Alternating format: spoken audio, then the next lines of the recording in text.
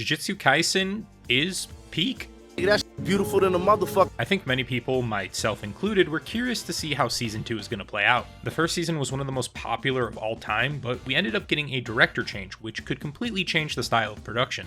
And yeah, it changed quite a bit, but that didn't stop us from getting potentially the strongest 5 episodes of anime I have ever seen.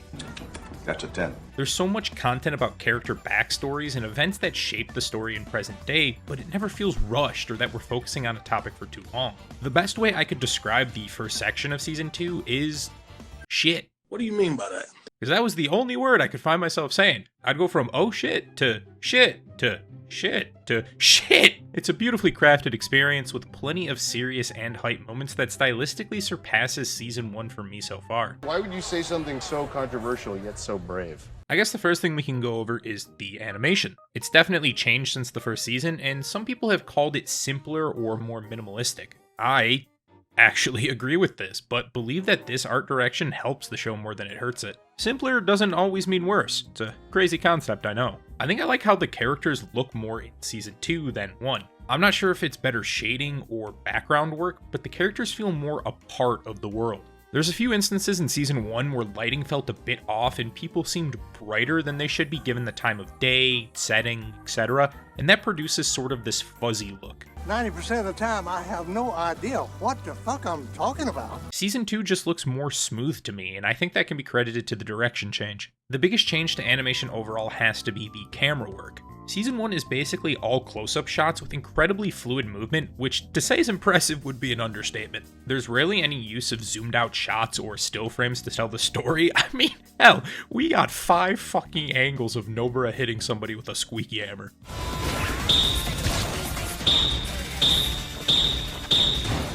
Season 2 has a significant more amount of these long distance camera angles and still frames, which many people would be quick to jump on and call lazy, but it's created a more cinematic experience. While Season 1 might be more impressive based purely on animation, Season 2 has been a masterclass on visual storytelling that is more pleasing to the eye. The first episode alone has countless examples that feel unique and build the atmosphere. First-person shots from Suguru and Utahime feel ominous and unnerving. Top-down shots in the mansion convey how truly big this home is. There's scenes like this fast zoom that makes this hallway really feel infinite, and they were even able to replicate the look of an actual home video by changing the aspect ratio and adding a film grain. While these shots look great, they also do another important thing: help the animation team. Alright guys, I think I'm finally finished, man. After 6 weeks, I can finally see my kids! It's not surprising that a still image shot or something zoomed out is easier to create. You don't have to worry about the precise movement, and details can be left out. For a company like MAPPA, who is producing every anime ever, quote-unquote shortcuts like this are essential when you're on a time crunch and don't have enough manpower.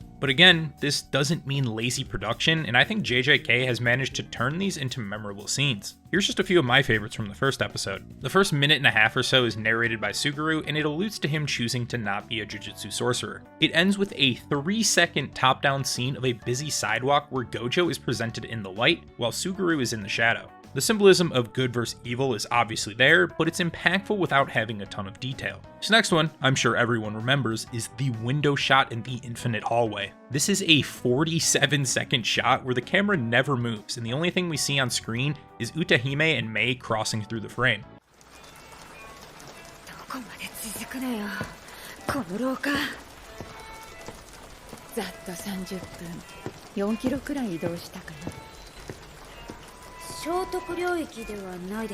You can't see their mouths, so those don't have to be animated, and the only thing that changes is their expression. Because the hall repeats itself, and Mei even says they've been traveling for 30 minutes or so, they're bound to pass by that same spot multiple times. But the time used here also feels like a teaching moment. Mei clearly knows the way to get out, but the time spent walking is Utahime gathering information about the situation, and it only stops when they come up with the plan to escape. This one became one of my favorites just purely because of unique camera work. It happens when Gojo and Suguru are getting information about the Star Plasma Vessel mission. We enter a classroom that looks clean for the day, the clock shows 5:08, and the chairs are stacked up on top of the tables. Once Gojo and Suguru sit down, we get this awesome camera angle that looks through the upside down chairs and then cuts to a reflection shot from a glass case in the classroom. They very well could have just kept a static, semi-zoomed out scene with everyone talking, but these cutaways are a pleasant switch up. Not to mention, these are all in the first episode of the season. This whole arc is filled with cinematic shots and fucking filthy backgrounds that left me feeling like Reverse Curse Gojo. Lord have mercy, I'm about to bust. Speaking of, the story. Fuck. Oh, no. No. I knew we were getting backstory on stuff, but I did not expect that backstory to go as hard as it did. This is where a majority of the spoilers will be, so if you haven't watched the first part of Season 2 yet, here's your warning. I was a big fan of seeing the characters who are instructors now interact as students. Obviously, the main focus is on the relationship of Gojo and Suguru, two people who argue and bicker but genuinely seem like good friends. Wow, so nice and wholesome. I sure hope nothing bad happens that could jeopardize this friendship. I'm smiling, but it ain't funny. The two are assigned the goal of securing the Star Plasma Vessel and then delivering her for assimilation with Tengen, who's this semi-god type character that helps strengthen all the barriers and techniques used in Jujutsu Sorcerer Society. You know, your classic run-of-the-mill human sacrifice shit. 肉体が一新されれば術式効果も振り出しに戻る進化は起こらないなるほどメタルグレイモンになる分にはいいけどスカルグレイモンになると困るだからコロモンからやり直すって話ね Turns out a bunch of people want to sacrifice this plasma vessel with their own hands. Q and the Star Religious group seem to be the ones most interested in unaliving this girl. Q should just be renamed to L because they fucking suck, but the Star Religious group poses a much bigger problem. They don't have the strength to fight the sorcerers, but they got that dinero, so tons of people look to cash in on that assassination. One of those people just happens to also be Megami's dad, who's built like a brick shithouse. Gojo and Suguru are able to secure the Star Plasma Vessel, Riko Amanai, and now just have to protect her until the Assimilation Day. Of course, there's still a bunch of people who try and kill her in the meantime, which makes for some really fun scenes, but the most interesting thing to watch was Toji. Even though there's a time crunch, my man's just eating some takoyaki and watching boat races. His goal is to wear down the sorcerers before making his move. And when he makes his move, he fucking moves. Oh damn. This fight is insane. A completely different style from what we've seen so far. I don't know the technical term, but a lot more of this fast-moving line animation. Colors are still sick, and we still got some dope choreography and abilities. I don't think I have ever seen Gojo get manhandled so badly. I think I had to have rewatched the fight like 5 times when the episode first dropped. Now, while Gojo is marinating like some crushed tomatoes for a pasta sauce, Suguru is delivering Riko to Tengen. Kinda. You could be erased and assimilate with Tengen, or, you know, you could just like chill and go home. I somewhat expected this to happen, you know, after seeing them take the time and effort to do whatever Riko wanted. You'd be pretty fucked to still want to sacrifice a young girl. And right now is where I gotta give a big F you to Mappa for playing with my emotions. I figured that Toji would be on his way to Suguru after fighting Gojo, but then, you know, the outro music starts playing. Gojo's still alive in the present day, so shit, maybe a happy ending after all. I'm tired of suffering. I'm tired of suffering. As much as I hated watching this ending sequence, it was done pretty perfectly. Watching everything back multiple times, the fight between Gojo and Toji was one of what I think to be 2 major turning points. Because Gojo loses, Toji's able to pull out the gat and bless us with another filthy performance, and his fight with Suguru might be better than the first was. However, clearly Toji has never watched Zombieland because he leaves Gojo and that allows him to perfect the reverse curse technique.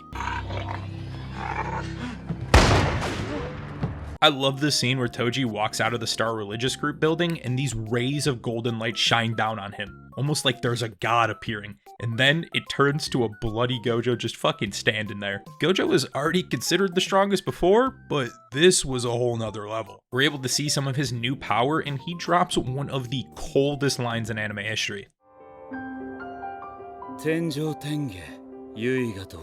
I describe this fight as beautifully brutal. It looks peaceful with the warm colors and piano, but the end result is anything but. And I know he was like not a real chill dude, but man, Toji was a dog. He's a linebacker in my eyes, but I guess he can run the ball. Dog. It's very possible Gojo would have never progressed as he did without losing to him. The after credits scene in this episode is what I consider to be the second turning point. When Gojo asks if they should just kill everyone, he is fully committed to travel down that dark path. We even have another example of this light and dark contrast. However, Suguru talks him out of it by saying there needs to be a reason to kill, which is an incredibly important scene. With this newfound power, Gojo is handling most missions by himself, which also means Suguru is left alone more often.